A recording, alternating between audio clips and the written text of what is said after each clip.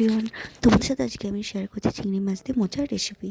দেখো, প্রথমে কড়াইতে তেলে গরম করে ছোটো ছোটো টুকরো করে কেটে রাখা আলু নুন আর হলুদ দিয়ে ভালোভাবে ঢাকা দিয়ে ভেজে নেবো, যাতে আলুগুলো ভালোভাবে সেদ্ধ হয়ে যায়। এদিকে ছোটো ছোটো কুচিয়ে রেখেছিলাম মোচা, সেটা 4টে সিটি দিয়েছি প্রেশার কুকারে, সেটাও জল ঝরিয়ে নিয়েছি। দেখো, আলু ভাজা হয়ে গেছে। এবার চিংড়ি মাছগুলো ভালোভাবে ভেজে নিচ্ছি। চিংড়ি মাছগুলো ভালো করে ভাজা হয়ে গেছে, এটা তুলে নিলাম।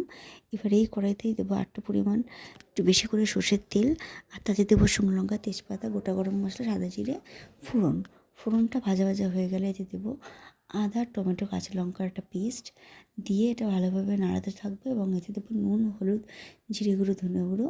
তোমরা চাইলে শুকনো লঙ্কার গুঁড়ো অ্যাড করতে পারো। দেখো, মশলাটা কষে গেছে, তেল ছেড়ে দিয়েছি। এবার এতে সেদ্ধ করা মোচাটা অ্যাড করে দিচ্ছি।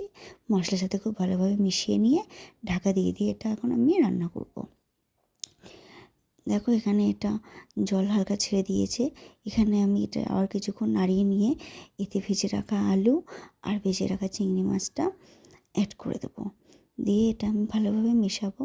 মিশিয়ে আবারও ঢাকা দিয়ে 2 মিনিট রান্না করে নেব। 2 মিনিট পরে দেখো ফিরে এসেছি।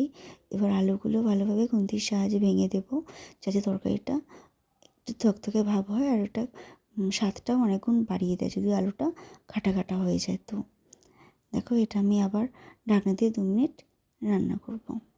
দেখো, 2 মিনিট পরে ফিরে এসেছি। তরকারি মোচাটা একদম তেল ছেড়ে দিয়েছে, মানে মোচা একদম রেডি। এতে দেখলাম অল্প পরিমাণ চিনি আর অল্প পরিমাণ বাড়িতে ভেজে গুঁড়ো করে রাখা গরম মশলা আর একটু ঘি দিয়ে এটা মিশিয়ে 2 মিনিট আবার চাপা দিয়ে রাখবো। 2 মিনিট পরে দেখো এটা একদম রেডি। এবার আমি গরম গরম ভাতের সাথে এটা সার্ভ করবো। তোমাদের আজকে ভিডিওটা কেমন লাগলো অবশ্যই জানিও। লাইক, সাবস্ক্রাইব করতে ভুলো না। ধন্যবাদ।